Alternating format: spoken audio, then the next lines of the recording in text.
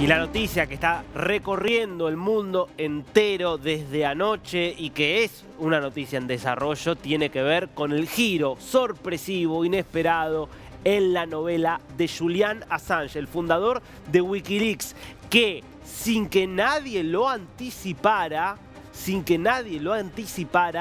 ayer salía de la cárcel en Reino Unido después de 5 años. Esta es la imagen difundida por la propia cuenta oficial de Wikileaks, de cómo primero era trasladado fuera de la cárcel, de cómo firmaba unos papeles por los cuales se le permitía la salida del país del Reino Unido y cómo se subía a un avión. Sí, Julian Assange, que según la información que todos teníamos, estaba en plena batalla legal para tratar de prorrogar lo más posible el intento del Reino Unido de extraditarlo hacia los Estados Unidos, que lo venía solicitando, justamente su extradición para juzgarlo por distintos delitos muy graves vinculados al espionaje, a la divulgación de información confidencial, y que esa batalla que él estaba llevando adelante estaba a todas luces destinada a perderse, porque estaba todo el consenso judicial y político dado en Reino Unido para que se concretara esa extradición. Bueno, en ese contexto, Assange libre. ¿Cómo? ¿En qué condiciones? ¿Por qué? Bueno, lo que vamos a hacer, te propongo, es repasar la historia completa de esta novela que llega a su fin en estas horas. ¿Quién es Julian Assange, para empezar? Bueno, estamos hablando de un ciudadano australiano que se hace conocido principalmente en los 90 como un hacker, en el momento en el cual empieza a proliferar Internet y empieza a circular por todo el mundo, empiezan a aparecer estas personas expertas justamente en, bueno, vulnerar los sistemas de defensa, en entrar a otras computadoras, y como muchos, algunos lo hacen por dinero y otros lo hacen también por razones, por ejemplo, políticas, por querer divulgar información que quiere permanecer en secreto. Así es como comienza formalmente nuestra historia en el año 2006, cuando Julian Assange funda Wikileaks, pensado exclusivamente para esto, para la publicación de documentos clasificados conseguidos a través de hackeos y a través de distintos mecanismos. Los primeros 4 años de Wikileaks no había sido particularmente trascendente hasta que en 2010, en octubre, se produce una filtración masiva de documentos muy comprometedores para la inteligencia y la defensa de los Estados Unidos. 2 cosas fundamentalmente. Primero, un video en el cual se ve a soldados estadounidenses en Irak atacando a civiles y matando a civiles y a 2 periodistas de la agencia Reuters. Eso fue reputacionalmente muy costoso para los Estados Unidos. Y un mes después, la divulgación de 250.000 cables diplomáticos. ¿Qué son los cables diplomáticos? Los informes secretos, confidenciales, que los embajadores envían a el Departamento de Estado, donde, por ejemplo, cuentan lo que están viendo en su país, donde el país en el que están representando. Entonces, por ejemplo, hay cables diplomáticos donde hablan, donde el embajador le dice al secretario de Estado: bueno, fíjense que el gobierno de este país tiene posiciones que son contrarias a Estados Unidos, fíjense que quizás habría que hacer una cosa o habría que hacer otra cosa. Cuestiones que públicamente no se pueden confesar. Mucho ruido generó para Estados Unidos eso. Allí entonces empiezan los problemas legales de Assange, pero no por Estados Unidos originalmente, sino por Suecia, porque en noviembre de 2010 Suecia reclama su extradición. ¿Por qué? Por 2 mujeres que denuncian haber sido acosadas, abusadas sexualmente por Assange. Casos raros, una que dice, bueno, porque no se puso el preservativo y no me avisó, otra que dice porque hubo una situación no consentida. Así empieza la travesía de Assange por el sistema judicial británico. Sigamos con esta historia, que llega a 2012 cuando, tras pasar brevemente por la cárcel, por el caso de Suecia, insisto que lo reclamaba, él ingresa a la cárcel en el Reino Unido, pide una fianza, no cumple con los requisitos establecidos por la fianza y estaba a punto de ser arrestado ya sí, para ser extraditado a Suecia. ¿Y qué creía él? Que después de Suecia se venía la extradición a Estados Unidos, que ya estaba preparando una causa judicial en su contra. Entonces, ¿qué hace?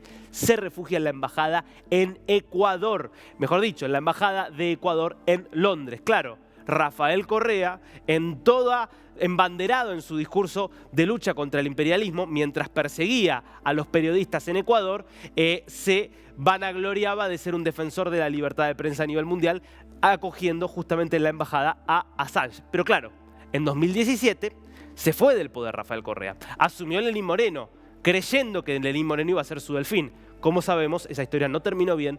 Lenín Moreno hace un giro radical en toda la política interna y exterior de Ecuador y en 2019 decide echarlo a Assange de la embajada.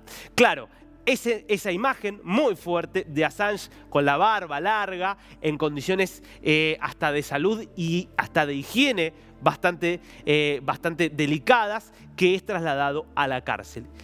¿Y esta historia cómo sigue? Con Assange 5 años preso. Ya en 2020 la causa en los Estados Unidos estaba bien desarrollada, ya estaban presentados los cargos por espionaje, por filtración de datos y por una serie de delitos muy graves, y entonces Estados Unidos pide formalmente al Reino Unido que lo extradite. A esta altura de 2020 las causas en Suecia se habían caído. Las 2 denuncias por abuso sexual quedaron enterradas, con lo cual ya no hubo más una discusión por la extradición a Suecia, sino la causa con Estados Unidos.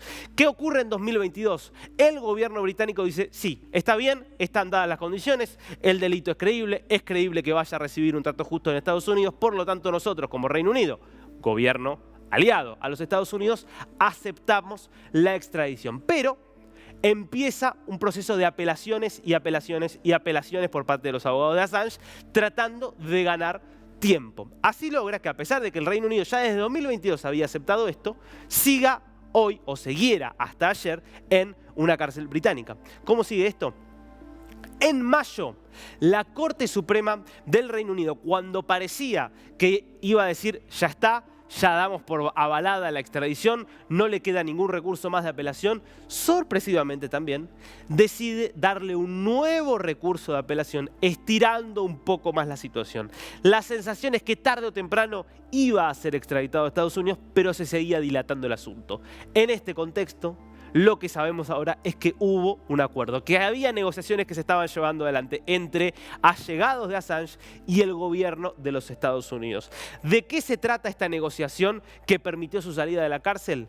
Que Estados Unidos retira buena parte de sus demandas contra Assange y, a cambio de que Assange se declare culpable de una sola de estas demandas, de uno solo de estos delitos, que tiene que ver con haber divulgado información confidencial, secretos de Estado, que a cambio de eso justamente pueda ser liberado. ¿Cómo? Bueno, porque él está yendo hacia ahora, en realidad él fue anoche desde Reino Unido a Bangkok, en Tailandia, y desde Bangkok está ahora vuelo hacia las Islas Marianas del Norte. Este es el avión justamente de Julian Assange en vivo. Ya ves que atravesó Vietnam, está justamente en el Pacífico y se dirige a las Islas Marianas del Norte. ¿Por qué las Islas Marianas del Norte? Porque son un territorio de ultramar de Estados Unidos. Pertenecen a Estados Unidos, pero están ubicadas en el Pacífico, relativamente cerca de Australia. ¿Cuál fue el compromiso? Que Assange se va a declarar culpable de este delito en territorio estadounidense, pero no en Estados Unidos continental, sino en las Islas Marianas. ¿Qué es lo que va a ocurrir entonces? Que él se va a declarar culpable, le van a dar una pena de ¿cuánto? De 5 años de cárcel. ¿Cuántos años pasó de cárcel Assange en el Reino Unido? 5 años. Con lo cual va a considerar la justicia estadounidense que Assange ya cumplió su pena, de modo que después de firmar esta declaración ante la justicia en las Islas Marianas del Norte, va a poder regresar a Australia y cerrar esta historia que durante tantos años estuvo ocupando lugares en la prensa por todo lo que implicó esta disputa entre los secretos de Estado, que los estados tratan de defender, y también la libertad de prensa, y cómo se mete en el medio la era de Internet, la era del hackeo, la era de las redes sociales. Todo eso en la novela de Julian Assange, que va a llegar a su fin mañana, porque mañana se va a declarar culpable ante la justicia y luego será liberado.